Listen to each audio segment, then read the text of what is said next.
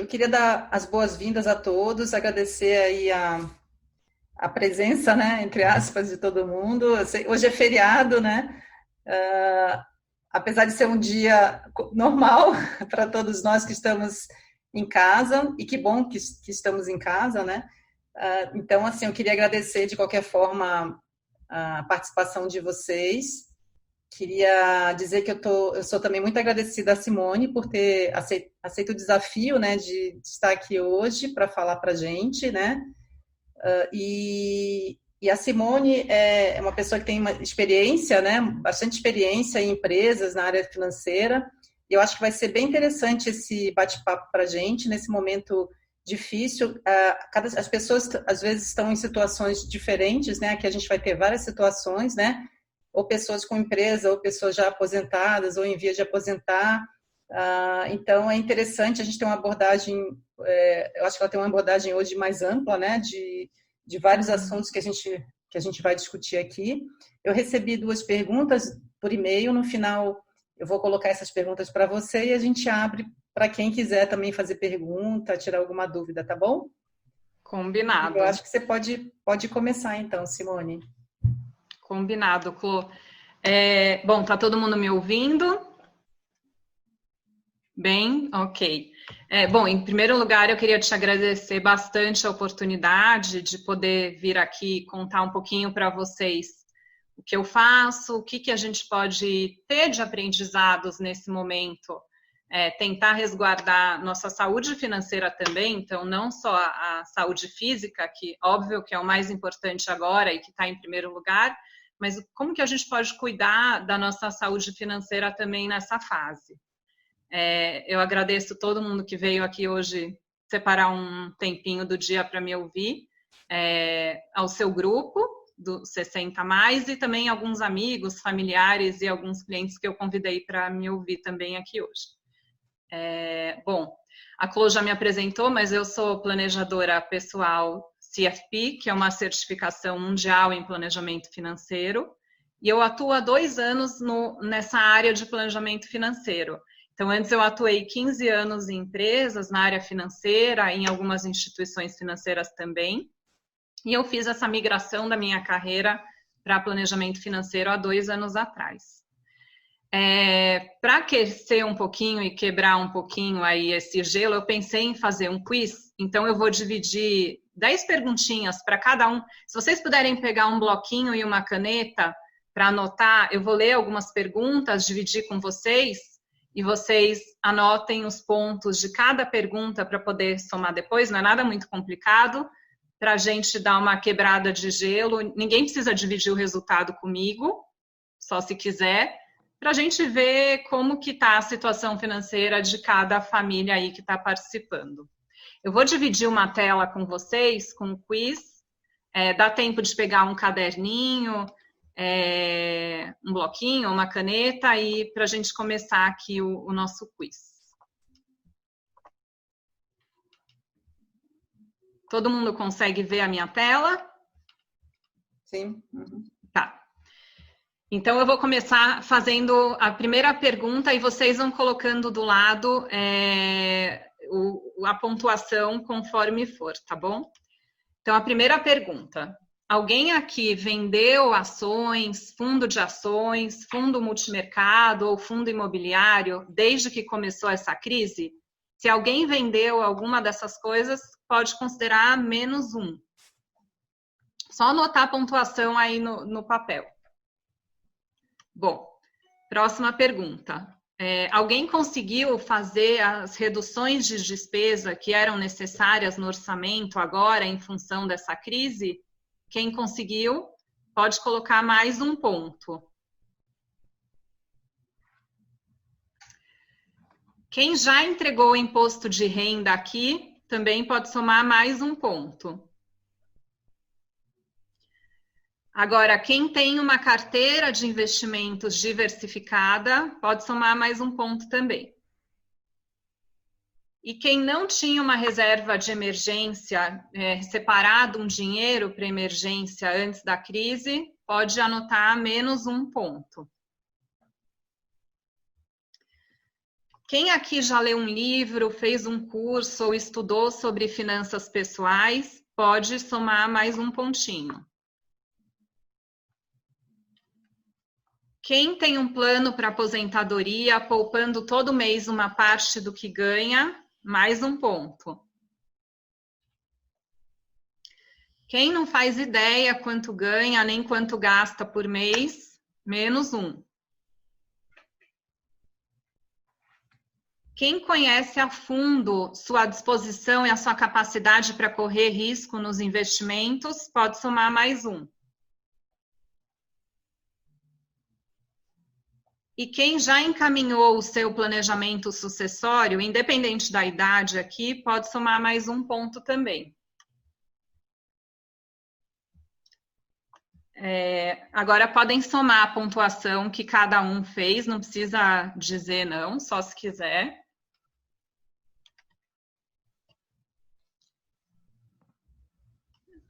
Vocês puderem fazer um joinha para mim, para eu ver quando vocês conseguiram acabar de somar. Eu vou falar a pontuação. Tá. Então, quem conseguiu entre 4 e 7 pontos está de parabéns, né? Vocês já estão no rumo certo aí em relação a ter uma vida financeira próspera e tranquila. Agora, quem tirou entre 0 e 3 pontos, tá bom. Pode melhorar, mas tá bom, tá ok. E quem tirou entre menos 1 e menos 3 pontos, não desanima. Você está no lugar certo hoje, começando a ouvir essa live, já é um bom início. Tá bom? Mas eu fiz mesmo para a gente quebrar um pouquinho de gelo, agora eu vou começar a falar aqui com vocês.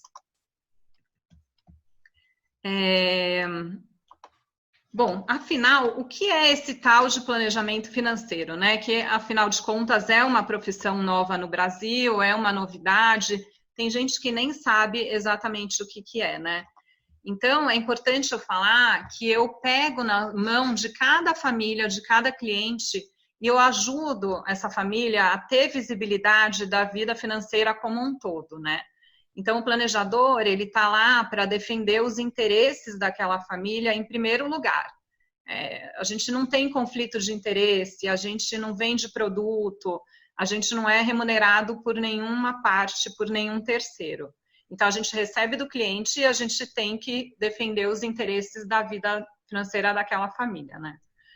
Quando a gente ouve falar de planejamento financeiro, ou melhor, quando a gente fala de planejamento financeiro, a gente fala muito mais de pessoas, de comportamento, do que de números e só de números ou ferramentas, né? Eu não posso falar com vocês ou com nenhuma família, nenhum cliente sobre investimento se eu não conheço ainda que sonhos que aquela família tem. Como é que eu vou falar de aposentadoria se eu não sei como aquela família imagina essa fase? Eu não posso falar de orçamento se eu não conheço o que aquela família valoriza, quais são os valores mesmo de vida daquela família. Então, antes de tudo, no planejamento financeiro, a gente tem várias conversas bem aprofundadas sobre várias coisas da vida da família, e cada planejamento é único. Eu falo que não tem um que é igual ao outro, né? Então, cada um é diferente do outro. Aqui hoje, eu vou falar de uma forma geral, como a gente pode estruturar um plano financeiro e o que mudou agora no meio dessa crise que a gente está passando. Para começar, eu também gosto muito daquela frase que diz assim: o homem faz planos e Deus ri. Porque é claro que os planos não são feitos para dar certo. Tem essa frase também que eu gosto muito, que nunca, jamais o plano financeiro que a gente traçou vai acontecer exatamente como a gente traçou, exatamente como está no papel. A gente pode ter certeza que não vai. Porque é óbvio que a nossa situação pessoal muda, a nossa situação profissional muda, o cenário econômico legal, ele é dinâmico. Mas, tendo feito um plano financeiro, ele está lá. E ele serve como um ótimo guia para a gente chegar ao destino que a gente planejou. Então, quem tinha feito um plano antes, agora, no meio dessa crise, consegue ter uma ferramenta para saber o que precisa ajustar para permanecer no curso. Então, consegue navegar melhor aí pelos obstáculos que, como essa crise, surgem de tempos em tempos. Infelizmente, não vai ser a primeira, nem será a última, uma crise como essa que a gente está vivendo agora. Lógico que eu adoraria que todos que estão aqui tivessem feito planejamento financeiro antes, né? Que todo mundo tivesse consertado o telhado enquanto o sol ainda estava brilhando, mas a gente sabe que isso é uma utopia. Então, minha ideia aqui é a gente passar pelos principais pontos do planejamento financeiro e eu vou dar algumas dicas do que a gente pode fazer agora para minimizar, né, os danos da situação que a gente está passando e também aproveitar algumas oportunidades que as crises sempre trazem. Eu vou falar um pouquinho do panorama atual. Lógico que muitos devem saber, mas eu vou dar um panorama econômico, né, do que está acontecendo agora. Porque, de alguma forma, nenhuma família escapou, pode ser que de maneiras e forças diferentes, mas nenhuma família escapou das consequências dessa crise, né? Então, provavelmente, todos nós sofremos alguma redução na renda, ou definitiva, ou temporária, parcial ou não, mas acabou sofrendo de alguma forma, e a gente não consegue determinar agora quanto tempo esse período vai durar. Então, a gente vai precisar buscar um novo equilíbrio, fazer corte, dependendo da situação da família, até buscar outras fontes alternativas de renda. Esse isolamento social, que a gente já sabe que é fundamental para conter o avanço da doença, mas é inegável que ele acaba impactando a economia e as nossas contas, né? Especialmente para quem não tem aquela chamada reserva de emergência, que eu vou explicar mais para frente. Fora tudo isso, no mercado financeiro também está acontecendo a questão do petróleo, então o conflito entre Arábia Saudita e Rússia, o que tem contribuído bastante também para a volatilidade do mercado financeiro.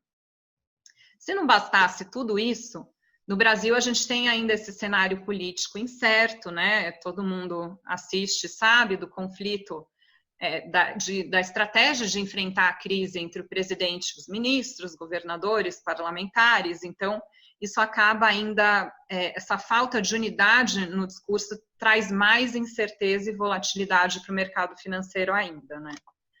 A gente sabe também que essa crise ela tem começo, meio e fim. Só que esse ciclo ele vai ser ditado pelo ciclo do vírus, o que ainda é um pouquinho desconhecido pela gente, né? Então, o tamanho e a profundidade dessa crise, que é mundial, a gente só vai poder prever melhor quando a gente tiver um horizonte mais claro aí do fim do isolamento social e como que vai dar essa retomada da economia vai acontecer, né? Algumas pessoas dizem que ela é em V, outras pessoas dizem que ela é em U, então como que vai dar essa saída do isolamento social e como que a economia vai retomar? A gente passou por esse mês de março que já ficou marcado na história como um dos piores para os mercados financeiros, talvez desde a crise de 29, né? Porque os ativos, eles despencaram muito rapidamente, né? Talvez, assim, a trajetória econômica tão incerta, agora talvez é das maiores, desde que a gente conhece os mercados financeiros como a gente conhece hoje, né? Todas as bolsas mundiais perderam. O Ibovespa ele acumula uma queda de mais de 30% até agora no ano. A gente sabe que foram 6 circuit breakers acionados só em março, que é quando a bolsa despenca muito, que a bolsa agora está a patamares de 2016, quer dizer, é uma situação que todo mundo acompanhou bem complicada. Ao mesmo tempo, os bancos centrais do mundo todo tomaram atitudes rápidas e bem eficientes, né? Todos cortaram taxas de juros e anunciaram pacotes de estímulo para a economia. Aqui no Brasil, várias medidas foram anunciadas, né, de cerca de 2% do PIB, linha de crédito para as empresas, flexibilização trabalhista, fôlego de fluxo de caixa, não só para as empresas, mas para as famílias também, como a pausa na prestação dos financiamentos imobiliários, crédito pessoal, aquele auxílio emergencial de R$600 para trabalhadores autônomos e para os MEIs, redução da taxa Selic de 4,25% para 3,75% ao ano, que a gente acredita que ainda vai reduzir mais, para tentar estimular a economia e baratear o crédito. e o Banco Central atuando diretamente no mercado para injetar liquidez também. Com tudo isso, até o momento, a previsão da recessão no Brasil, que é dada pelo PIB, né, pelo relatório do Banco Central, que tem mudado também a todo momento, mas agora está na casa dos menos 3%. Então, a gente deve ter esse ano um PIB negativo em 3%, com recuperação em 2021. Então, esse é o panorama atual do cenário econômico. Mas o que a gente pode fazer? E o que muda agora no nosso planejamento financeiro em meio a essa crise, né?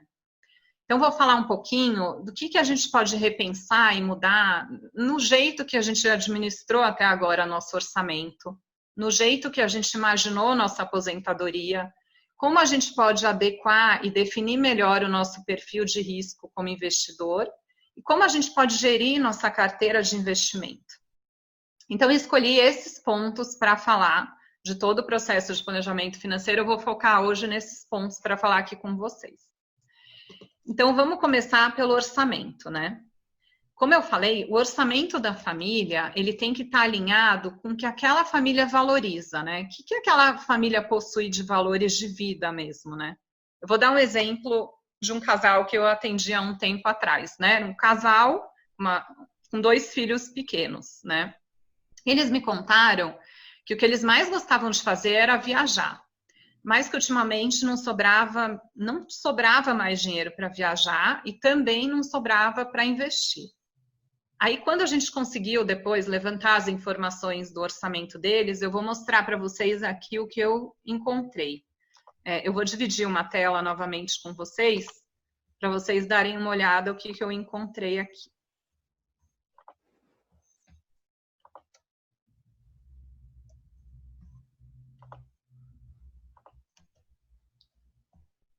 Todo mundo consegue ver? Dá para ver? Bom, então, eu encontrei esse orçamento, vou explicar para vocês, né? Era um orçamento com um percentual muito alto de custo fixo, então 85% de custo fixo, e com efeito também de algumas má decisões tomadas no passado. Então, por exemplo, essa família tinha um financiamento imobiliário, morava em um apartamento com condomínio IPTU muito pesado para a renda que eles tinham. E se nesse momento, por exemplo, de crise, eles precisassem apertar o cinto, reduzir despesa, eles não iam conseguir fazer isso de forma rápida. Por quê? Porque o percentual de custo fixo muito alto, um patrimônio bem imobilizado, quer dizer, eu já tenho um apartamento, eu estou financiando, fora isso, eu tenho 2 carros, eu transformar isso em dinheiro, então a liquidez disso é muito baixa, né? Então é uma situação que eu fico muito engessado, né? Além disso, não sobrava nada para viajar, como eu circulei aqui, vocês podem ver, e também não sobrava nada para investimento. Então, o que a família me contava não estava condizente com o orçamento deles. Como que eles valorizavam viajar, se na verdade eles estavam gastando dinheiro em várias outras coisas que não viajar, e também não estava sobrando nada para investir para o futuro, né? Como que deveria ser o orçamento dessa família? Então, aqui nesse outro slide, a gente pode ver, por exemplo, uma sugestão de como poderia ser o orçamento dessa família, né? Então, a gente reduz os custos fixos. Então, por exemplo, se essa família ela não resolvesse não fazer um financiamento imobiliário, ela vai investir por um tempo até conseguir juntar dinheiro para comprar o apartamento que ela quer, que também não precisa ser com 20, 30 anos, pode ser mais para frente, quando a família já tiver definido qual o tamanho da família, quantos filhos eu vou ter, onde eu vou querer morar, em que cidade, perto do trabalho, enfim, quando eu já tiver uma situação qualitativamente falando mais definida, eu consigo morar de aluguel, um padrão mais baixo, talvez, do que eu gostaria ou poderia por um tempo. Com essa diferença, eu vou juntando dinheiro para daqui a alguns anos comprar um apartamento.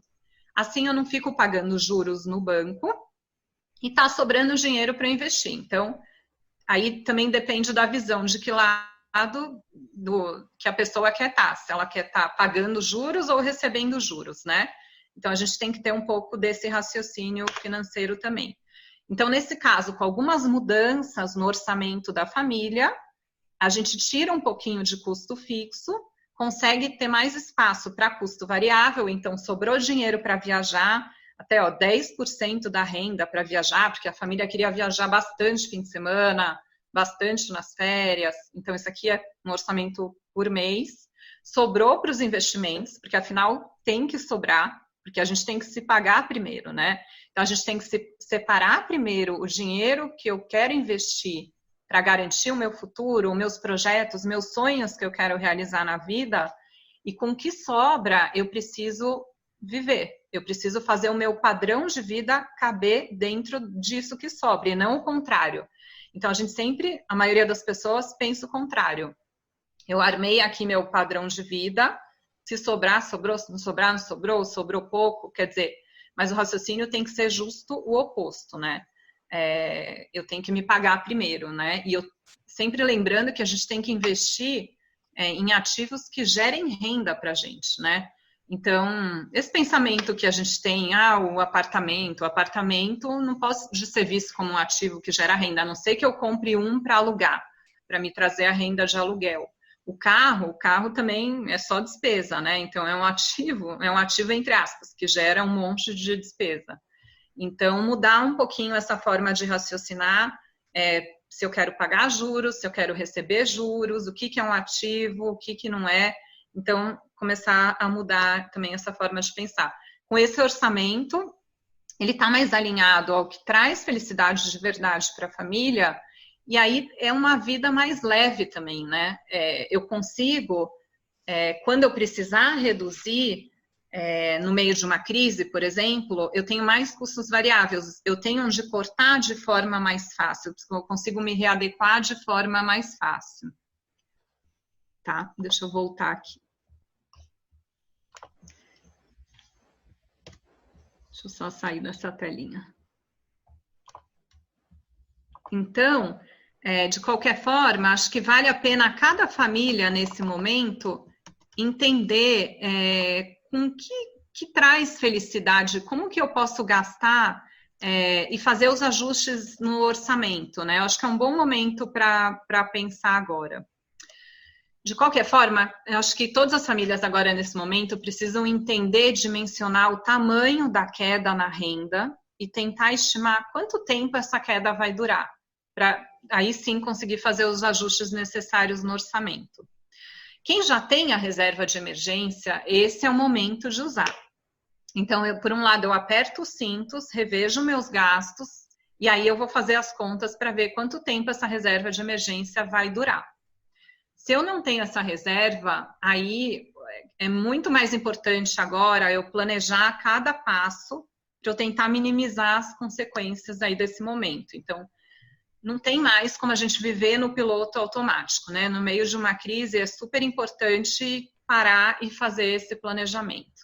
Então, a gente precisa rever conta, rever gasto, tentar manter só o que é essencial. Então, pagar minhas contas mensais, meu supermercado, minha farmácia, tentar não ter gastos desnecessários, renegociar com o fornecedor, pausar ou renegociar dívidas. Agora está sendo um momento que é possível pausar algumas dívidas, né? Como financiamento imobiliário de veículo, crédito pessoal. Então, usar esses artifícios, renegociar o aluguel, talvez também. E a gente tem que tomar cuidado, porque algumas contas realmente estão diminuindo e podem diminuir com a gente ficando em casa. Então, lazer fora de casa, transporte, restaurante, mas algumas outras vão aumentar também, né? Então, água, gás, energia, supermercado, com certeza vão aumentar. Então, a gente também está muito exposto agora a compras por impulso. Então, a gente está mais na internet, mais na televisão, tem que tomar muito cuidado com essas armadilhas aí dessas compras por impulso. Bom, a gente também poderia usar nosso tempo livre para pensar nesse assunto de finanças pessoais e tentar organizar um pouco isso também, né? Talvez rever e adaptar as finanças para uma nova realidade. Existem vários métodos, né? Desde anotar tudo num caderninho Até tem esses aplicativos hoje que você baixa no celular e eles controlam tudo automaticamente. Então, eles puxam a informação da conta bancária, dos investimentos, dos cartões, e naturalmente a gente vai tendo clareza dos nossos gastos, a gente vai ver as oportunidades de reduzir alguns custos, né? Daí eu fiquei pensando, por exemplo, aqui na minha situação em casa, para dividir com vocês o meu exemplo também, né? Eu vou dar meu exemplo pessoal, mas cada um pode ir pensando o que faz sentido para cada caso, né? O que eu tenho mais sentido falta agora nessa quarentena, né? O que eu gostaria de fazer quando tudo isso acabar? Daí eu fiquei pensando que as coisas que eu queria fazer não dependem exatamente de dinheiro, né? Eu queria voltar a poder correr no parque, eu queria matar as saudades da família, andar de bicicleta com as crianças no parque, enfim, reencontrar os amigos. Não me passou pela cabeça que eu sinto falta de fazer as compras no shopping, por exemplo, né? Então, daí eu fiquei pensando, será que a gente precisa realmente de mais uma roupa nova? Será que a gente precisava ir tanto no cabeleireiro, né? Que a gente está vendo agora que é possível viver sem ou com menos dessas coisas, né? Então, acho que cada um podia pensar, talvez repensar alguns gastos e hábitos e viver uma vida mais leve, né? Talvez a gente vá acabar descobrindo que uma vida mais simples, mais leve, que tenha menos custo fixo e mais experiências, né? Mais custos variáveis, pode ser mais feliz e significativa assim, né? Daí, nesse momento, eu queria fazer o link com o planejamento para a fase da aposentadoria, né? Esse repensar do nosso orçamento pode acabar sendo ótimo nesse momento para a gente pensar na aposentadoria, porque as pessoas estão vivendo cada vez mais tempo, né? Graças aos avanços da medicina, e a gente tem que se preparar para essa vida mais longa, né? Com certeza vivendo um degrauzinho abaixo do que aparentemente a gente podia viver, né? Se a gente pensar nos anos aposentados que a gente vai ter pela frente, até os 100 anos, então são 30 anos aposentado, 35 anos aposentado, é muito tempo, né? E com esse cenário de juros tão baixo, o importante agora é ter mais fôlego para poupar, né? Então, com a multiplicação do patrimônio, ela é mais lenta, né? Então, a capacidade de poupança agora é muito mais importante do que a forma como eu invisto, né? Então, se eu faço uma poupança recorrente, aqui poupança eu estou falando em capacidade de poupar. Então, se eu poupo todo mês de forma recorrente, direitinho, isso é muito mais importante do que aonde exatamente eu vou investir. Bom, eu não conheço ninguém que tenha planos de trabalhar arduamente até o último dia de vida, né? Mesmo que a gente ame o que a gente faça, é interessante a gente pensar em diminuir um pouquinho o ritmo de trabalho a uma certa altura, para aproveitar mais a vida, não só em termos de saúde, mas para curtir a vida mesmo, né?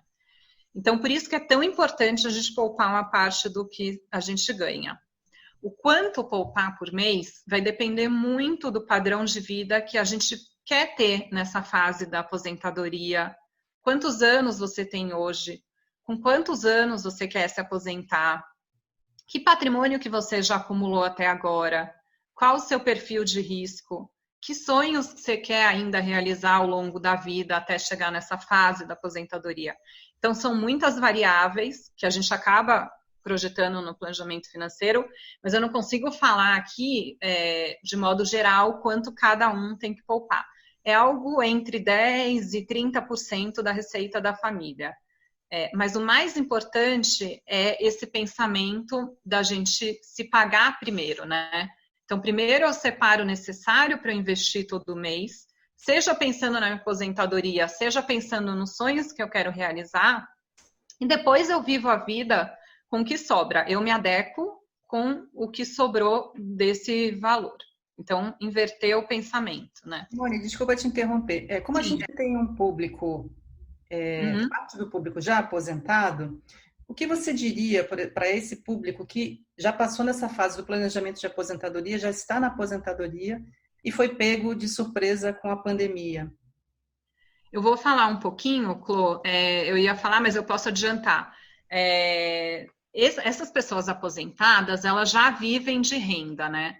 Então, seja a renda de algum plano de previdência, ou oficial ou privada, ou seja dos meus próprios investimentos, que eu formei um patrimônio ao longo da vida e eu vivo do meu patrimônio, enfim.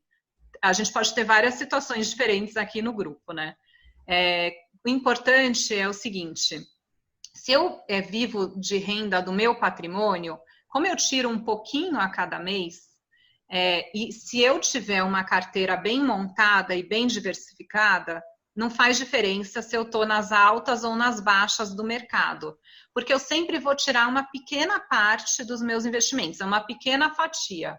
Então, por exemplo, nesse momento eu não vou tirar da parte de renda variável, fundo multimercado, eu não vou tirar dessa parcela que sofreu mais agora com a crise, mas eu posso sim tirar de um fundo de renda fixa, enfim, de algo que não tenha sido prejudicado com a crise.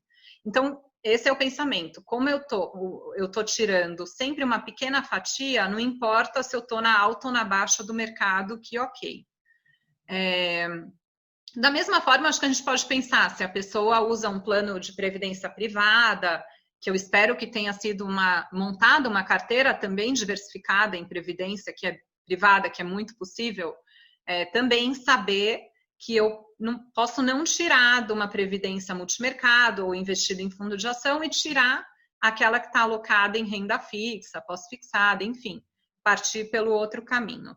Acredito que do mesmo jeito, INSS, quer dizer, acho que o cenário não muda tanto para quem está aposentado e já tem essa carteira, então, montada para o longo prazo, tá? Enfim. Mas voltando aqui, eu acho que no mínimo a gente vai sair dessa crise mais organizados, né? Sabendo para onde vai nosso dinheiro, com o nosso orçamento mais enxuto, mais leve, fazendo as escolhas mais conscientes do que traz felicidade de verdade para a gente, né? E como consequência, acho que a gente vai estar mais preparado, para quem não chegou ainda, nessa fase aí da aposentadoria. Respondi a sua pergunta?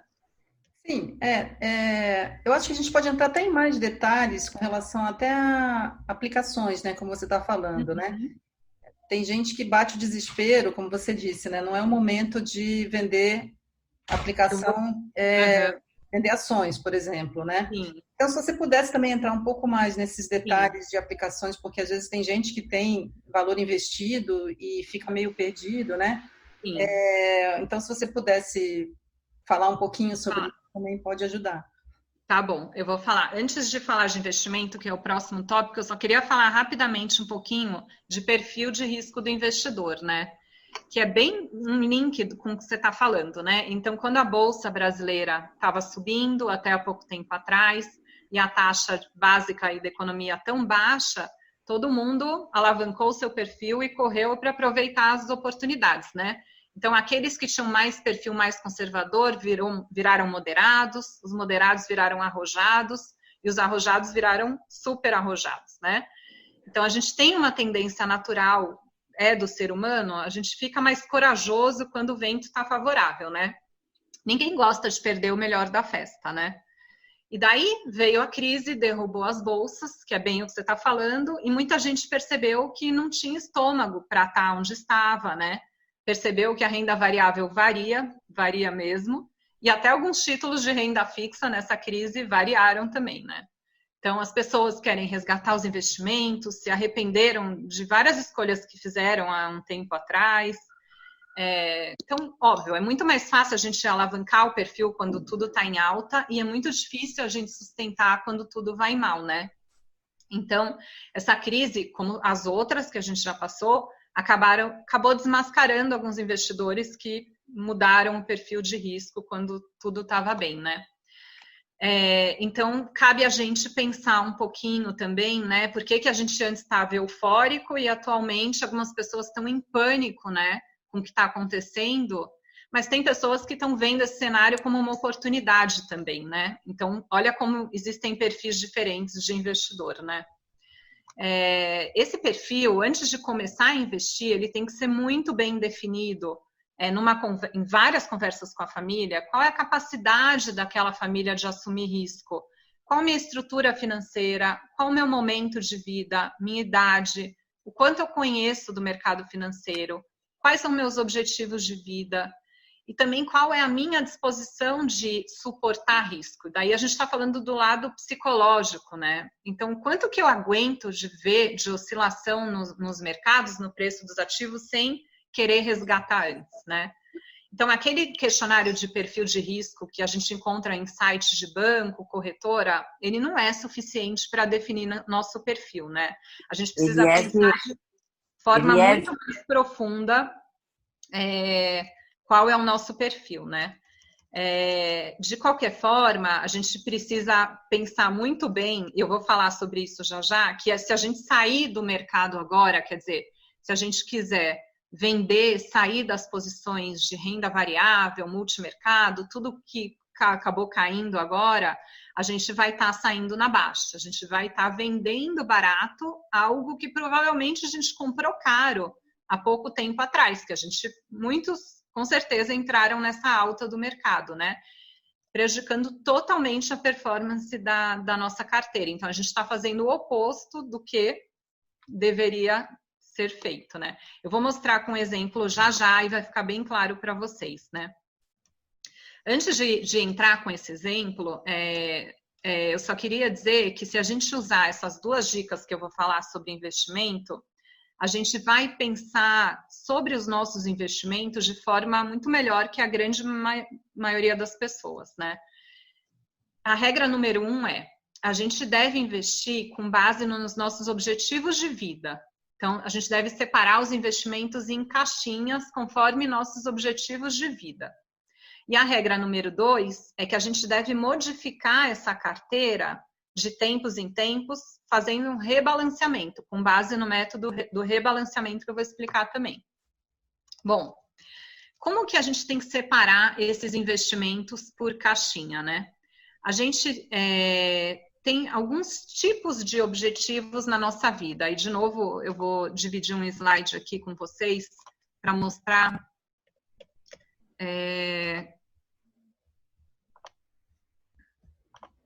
os tipos que a gente deveria pensar a nossa carteira dessa forma. Então, eu tenho que constituir a minha reserva de emergência, que é o quê? Ela deve ser suficiente para cobrir, em média, 6 meses dos gastos de uma família, para passar por situações como essa da crise ou de emergência, enfim.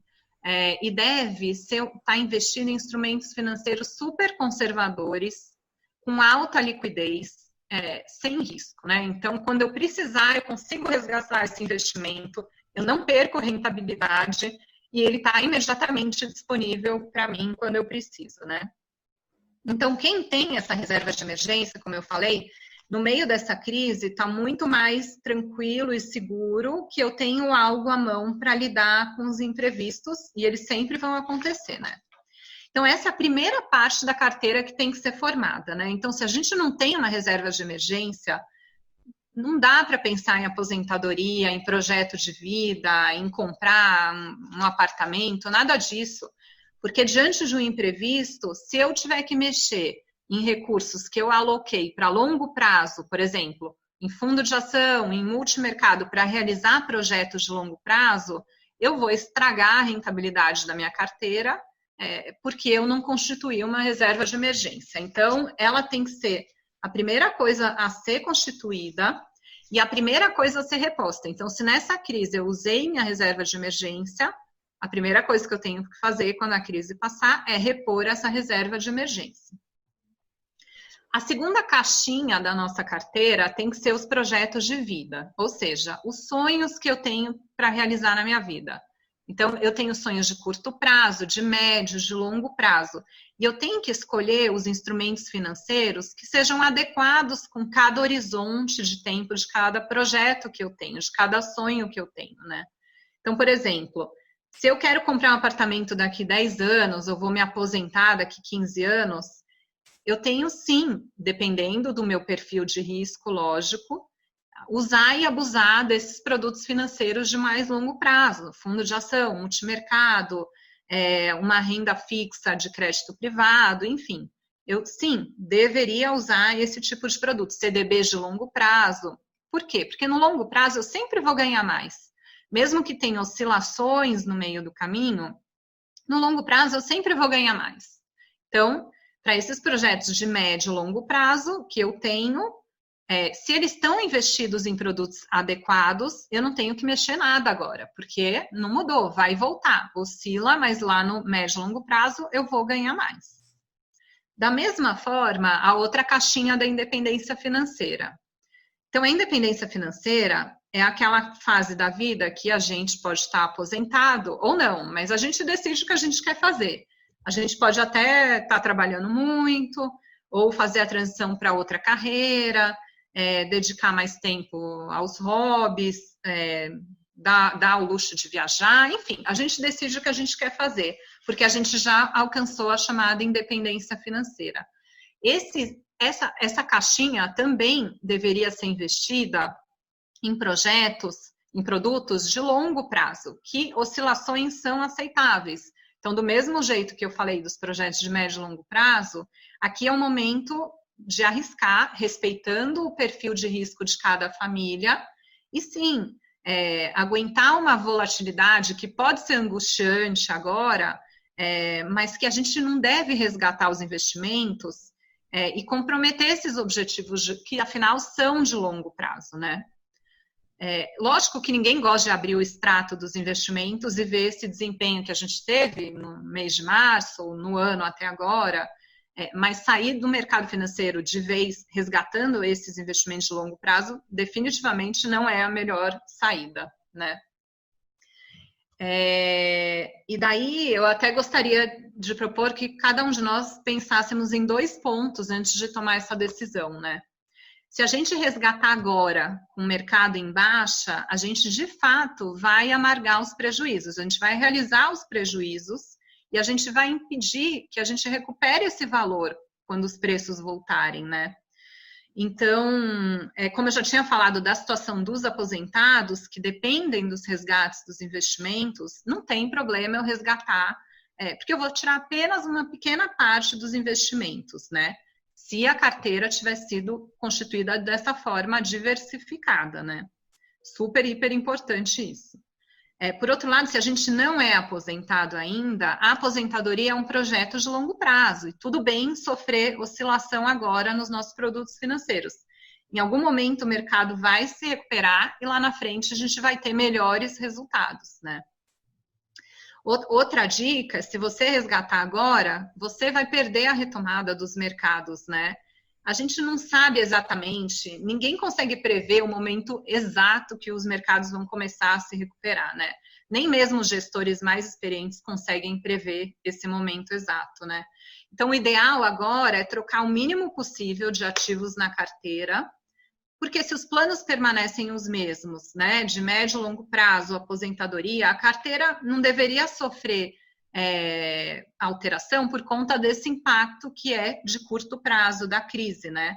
Então, minha dica é mantenha a sua estratégia inicial, né? Essas altas e baixas do mercado são naturais, vão continuar acontecendo, mas no longo prazo a curva é sempre positiva, né? Eu gosto muito da frase também que diz assim, que é de um gestor do mercado, que ele diz assim: são nesses momentos que as ações passam das mãos dos apressados para as mãos dos pacientes, que no longo prazo terão muito mais performance. Então, para a gente pensar aqui nas nossas decisões nesse momento, né?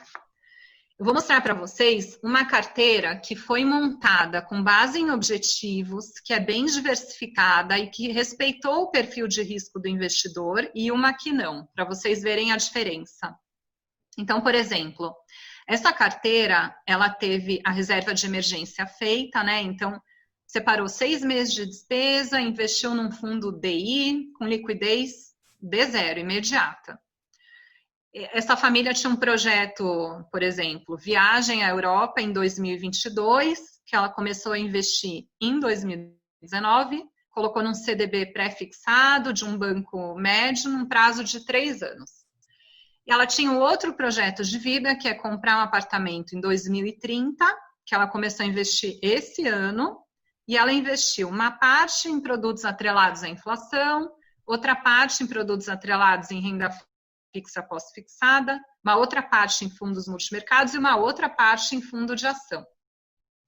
E o projeto de independência financeira, que tem que sempre correr em paralelo, ela começou a investir há 5 anos atrás, uma parte em previdência, com produtos de renda fixa, renda variável, inflação, uma parte em outros produtos de renda fixa com prazo maior e menor liquidez, e uma parte em produtos de renda variável, e também uma parte em produtos de mercados internacionais. Então, ela tinha uma carteira bem diversificada, ajustada, investida com base em objetivos, né? E daí veio a crise. E o que aconteceu? Talvez a gente vai precisar fazer um ou outro ajuste, por exemplo, adiar a viagem, o projeto Viagem à Europa, se essa família usou toda a reserva de emergência e vai precisar repor agora. Ou a gente pode fazer alguns ajustes e reduzir o orçamento temporariamente, ou alguma coisa em definitivo, né? Então, a gente tem algumas correçõezinhas de rota para fazer. O planejador financeiro vai estar lá relembrando o cliente para seguir firme no plano. E o investidor, ele vai estar confortável com o perfil de risco e ciente que os investimentos que ele fez de longo prazo, ok, eu vou esperar que a rentabilidade aconteça no longo prazo, eu vou suportar essas oscilações. Agora eu vou mostrar um outro exemplo de alguém que não montou a carteira por objetivo, né? Então a carteira não é diversificada, não considerou perfil de risco, enfim. Não tinha reserva de emergência, tinha alguns produtos que foram sendo escolhidos ao longo do tempo. Então, muitas vezes também para não perder a onda do momento. Então, tinha alguns CDBs de prazo maior que 5 anos, fundo multimercado, de ação, mobiliário, ETF, previdências, enfim. Então, esse era o gráfico aqui de pizza dessa família, né? Então, dá para ver que não está diversificado entre as classes de ativos. E aí, o que aconteceu quando veio a crise? Nesse caso, né? Então, por isso que eu falei que depende muito de como foi montada a carteira de investimentos da família, se foi respeitado o perfil de risco, se foi montado por objetivos ou não, enfim. Esse investidor, ele não tinha nenhum produto que dava para ele a liquidez que ele precisava para sacar e cobrir as despesas mensais da família, né, por um tempo. Então, ele teve, sim, que resgatar alguns investimentos que tinham perfil de longo prazo, e daí ele resgatou agora na baixa e prejudicou toda a rentabilidade da carteira para pagar um incêndio de curto prazo. Então, ele também não tinha perfil de risco, além de tudo isso, para estar com esse tipo de alocação na carteira, né? Exageradamente aí em renda variável, multimercado, enfim. Então, ele viu o mercado desabar e ele resgatou boa parte do que era para ser de longo prazo. E ele acabou realizando prejuízos, né? Então, só para mostrar a diferença de perspectiva entre uma forma de pensar e outra. Para quem já tinha um plano financeiro montado, a gente acabou ajustando alguns parâmetros e vamos seguir em frente no plano, né? Então, a gente pode rever o orçamento, o padrão de vida na aposentadoria, adiar um pouquinho a idade da aposentadoria, eventualmente, mexer em alguns sonhos que eu queria realizar, enfim. Mas a gente já tinha um plano para seguir, então fica mais fácil nesse momento só ajustar o plano. Deixa eu voltar aqui, peraí. Simone, mas pensando em quem não tem tanto investimento, né? Pensando em quem é aposentado e tem pouca reserva.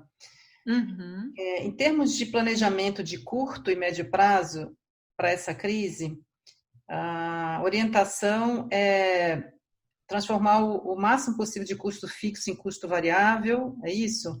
Para tentar ter mais liquidez, isso em curto prazo.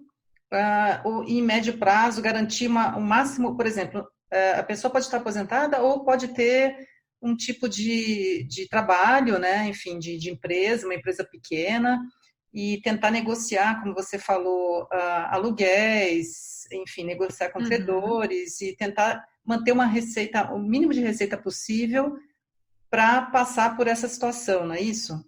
Sim, assim, o ideal para qualquer pessoa é pensar nas despesas mais com com mais custo variável, mais experiência, ou seja, mais flexibilidade no custo de vida e não aquele orçamento engessado que, se eu preciso reduzir, é muito difícil, né?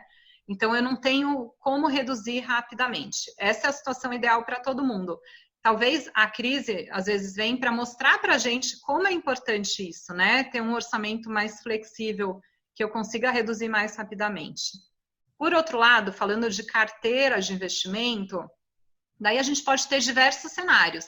Se a família montou uma carteira diversificada, pensando nos objetivos de vida, constituiu sua reserva de emergência, é muito mais fácil passar por essa crise agora, porque eu vou usar o que eu precisar da minha reserva de emergência, eu sei e eu estou confortável com o meu perfil de risco, então eu sei que os meus investimentos vão recuperar, porque a crise vai ter fim e vai voltar, e que eu vou ganhar mais no longo prazo, mas talvez a gente tenha também situações diferentes, como eu mostrei agora, alguém que não investiu por objetivo, ou que não estava confortável com seu perfil de risco, ou que alocou demais, ou a maior parte da carteira em renda variável, multimercado, e eu não tenho de onde tirar nesse momento, então talvez a gente tenha algumas situações complicadas, sim, nesse nível, né?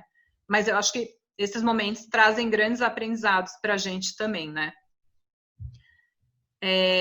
Clô, só para fechar, eu vou mostrar aqui como que a gente pode, então, usar o método do rebalanceamento de carteira para mudar 1 ou 2 vezes por ano, fazer esse rebalanceamento, que nada mais é do que voltar à situação inicial que eu, junto com o planejador financeiro, enfim, defini para a carteira, né?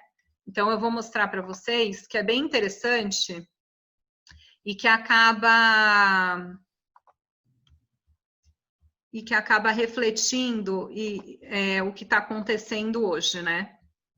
Então, por exemplo, eu tenho uma família, vamos supor, que em agosto de 2019, ela tinha 70% investido em renda fixa e 30% em renda variável. Só para ficar fácil aqui, tinha 100 mil reais, 70%, 70 mil em renda fixa, 30 mil em renda variável.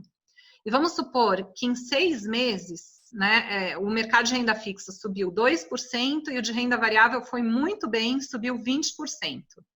Então, 6 meses depois, eu tinha outra situação, né? Eu tinha 107 mil reais e 400, sendo que eu tinha 66% em renda fixa agora e 34% em renda variável. Minha carteira, ela desbalanceou. Por quê? Porque a renda variável foi muito bem, estava num bom momento, né? E acabou diluindo um pouquinho esse percentual de renda fixa. De 6 em 6 meses, uma vez por ano, a gente pode olhar sim para a nossa carteira em classes de ativos e rebalancear.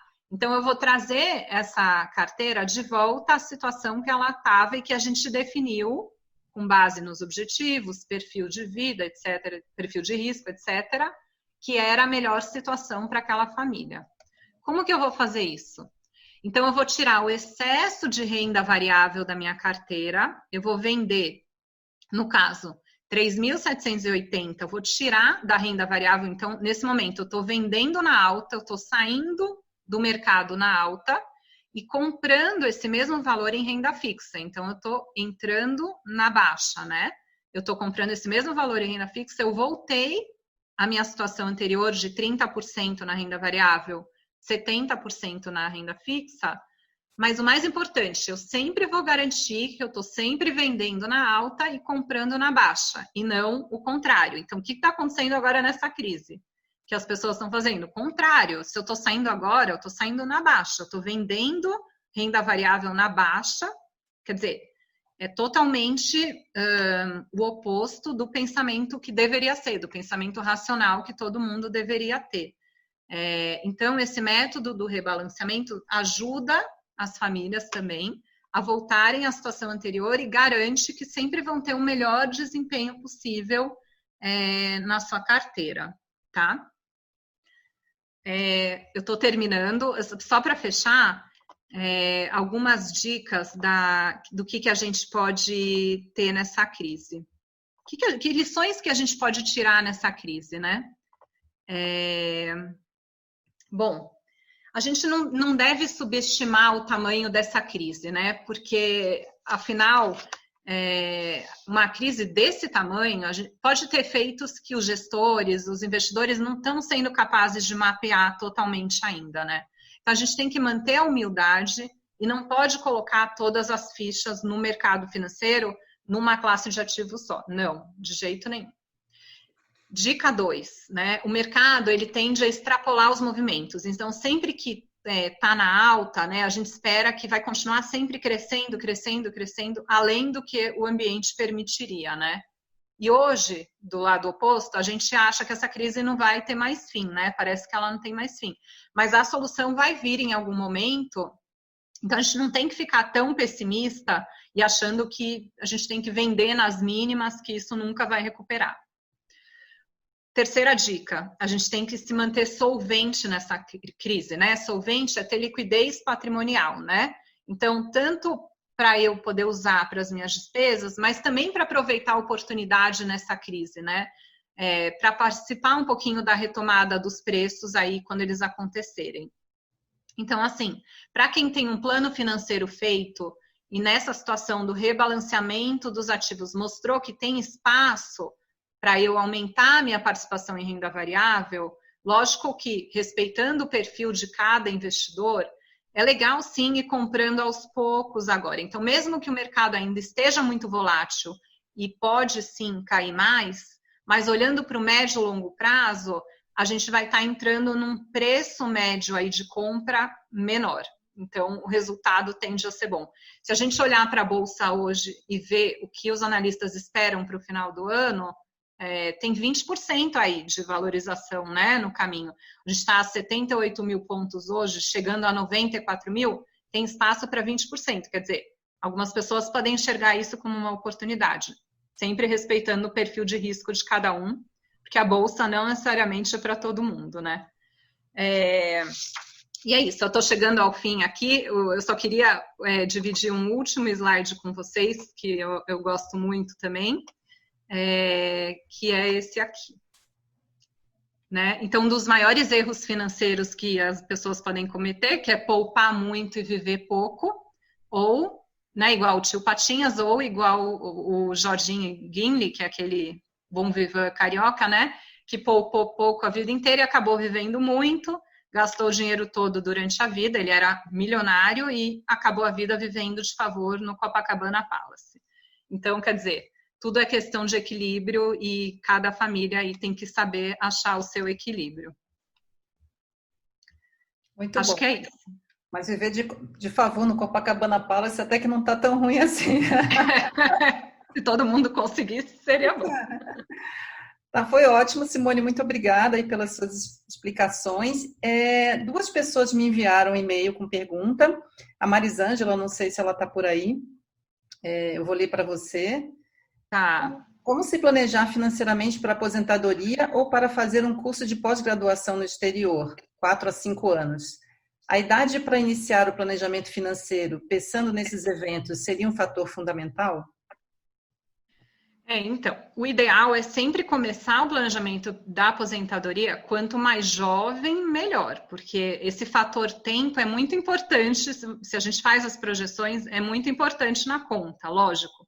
Mas não quer dizer que eu não possa começar mais para frente. Eu só vou ter que ter um esforço maior de poupança, talvez arriscar um pouquinho mais, enfim, mas não é impossível.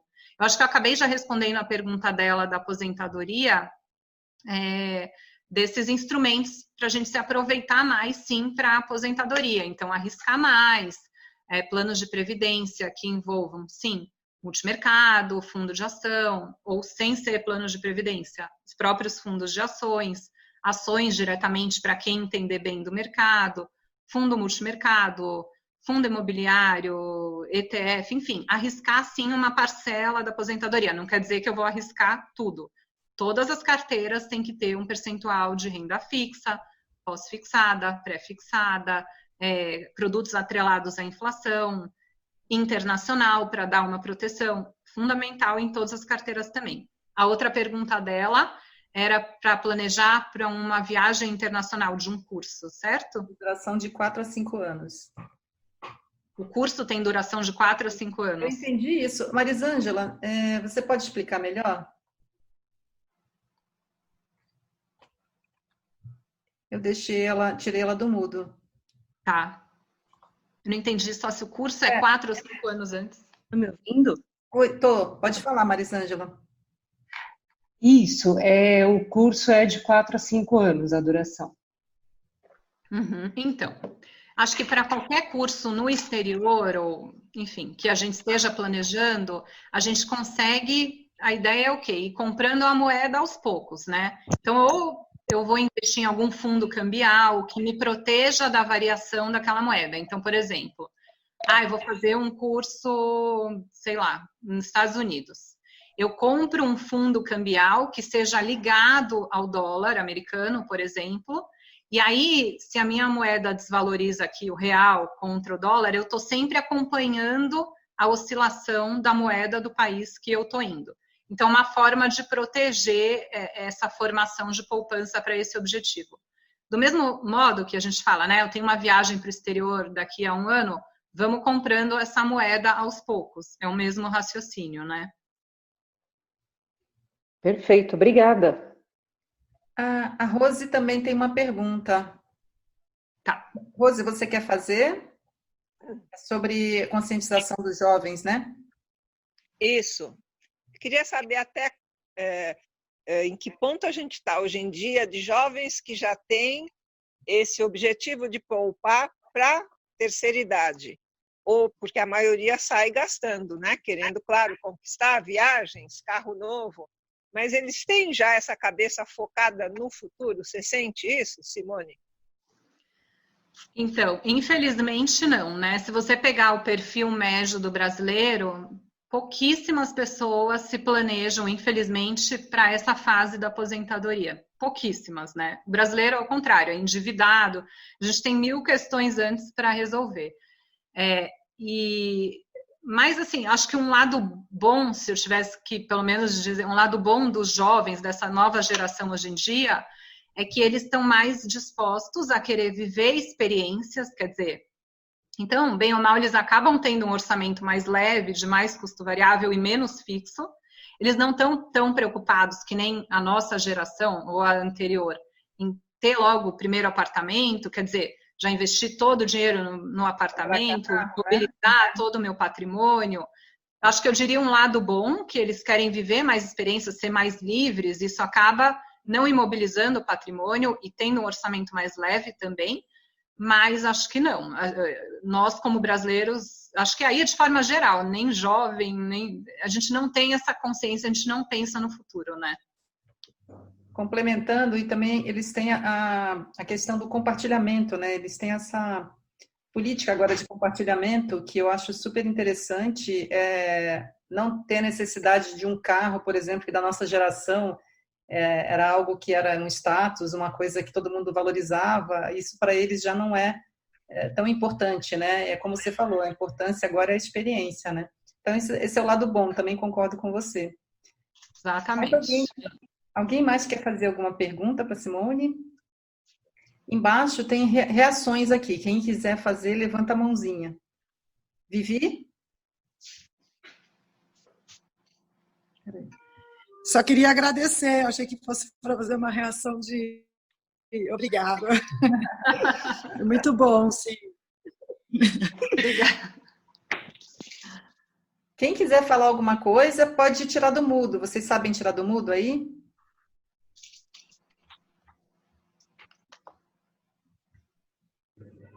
Olá, boa tarde, Simone.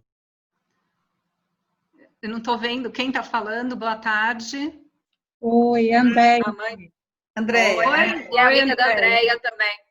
Andréia, estou vendo. Oi. Tereza também, só que eu estou como Pedro, Isabel e Paloma.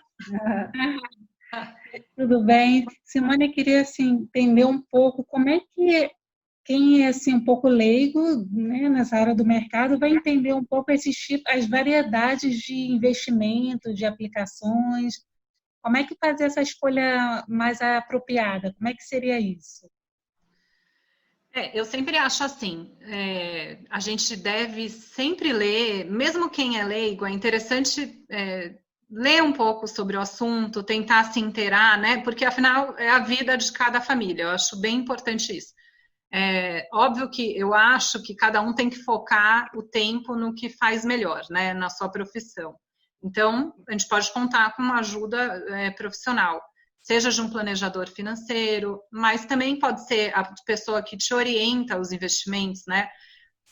O X da questão, eu acho que é encontrar uma pessoa isenta, idônea. Pode ser, sim, o gerente do banco, o agente autônomo do investimento da corretora, enfim, contanto que você sinta que ela está isenta de conflitos de interesse, que faça o que é melhor para você. E daí, acho que linka bem com a gente se informar um pouco também e conhecer um pouco para não deixar tão na mão da outra pessoa. Lógico que eu gostaria que todo mundo tivesse um planejador financeiro, seria a melhor situação, mas se isso não for possível, tentar se informar um pouquinho para também não confiar cegamente nas dicas dos gerentes de banco ou dos agentes autônomos mesmo.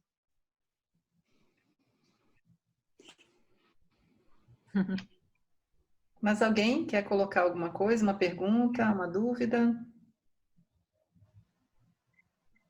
Não?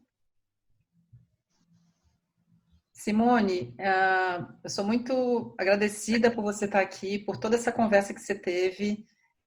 Você bateu um papo longo com a gente, você explicou bastante. Parabéns, obrigada por essa oportunidade. E eu queria agradecer a todos também que estiveram participando aqui, que enviaram perguntas, enfim, que puderam também participar e apreciar essa palestra, a verdadeira explicação aí da Simone, viu? Muito obrigada a todos. Você quer finalizar, Simone? Não, para finalizar, só queria agradecer mesmo a oportunidade. Eu sei que eu falei muito assunto, muito rapidamente. Espero que vocês tenham absorvido alguma coisa. E espero que eu tenha conseguido passar de uma forma leve, que o assunto é mais denso, né? É verdade. Pessoal, agradeço, muito obrigada. Bom restinho aí de feriado e um ótimo resto de semana para vocês aí, tá? Se cuidem todos. Obrigada. Tchau. Tchau. Boa noite. Obrigada, tchau. Obrigada.